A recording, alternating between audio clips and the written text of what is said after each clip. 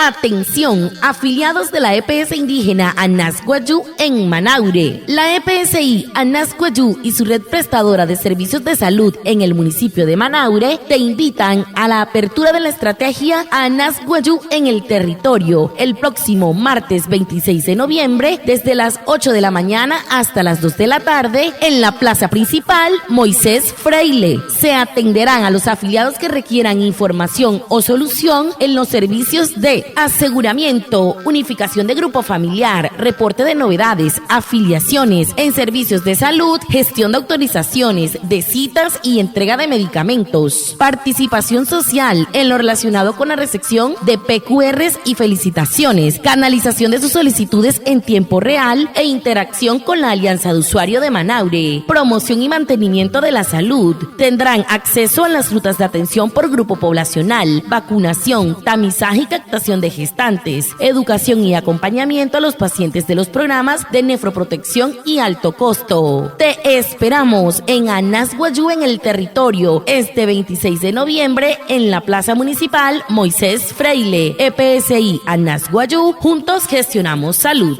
TPSI ka Anasguayú o tamsi na pushware en el ya que absoluto municipio que Manaure hena y rengia pushware es por guajuta rente wana yatawa heket Anasguayú womaimpa por horo 26 wan kari kashika en noviembre las 8 serán las 2 arica ya su pat puras mure uskat kanuriakat Moisés Freile watapa en pushwa casa pura watapa en pura este tuchoni katat kalune EPS nata muy kotira herwama o tamusia te pitch mure uyu que nayata en el registro humano no que por ir rente o tamshina no hori que nesman te EPS kana soy nesquertona o tamsia narca huya que no uri autorizaciones cita y rujara punaya na red que por comunicar panama usuario que se que mohu cuerpo y responde que la chica red que por comunicar pone o ruku muy wa usuario red que ane nahia ayata wen masen wa hutkate pura usuario na wayu wa mahan que no hori que na makuna rinachoni na ipuonu kana iru ewe no wa usuario sai pura que pushot kasa ihakar soto hai Anasguayú womaimpa.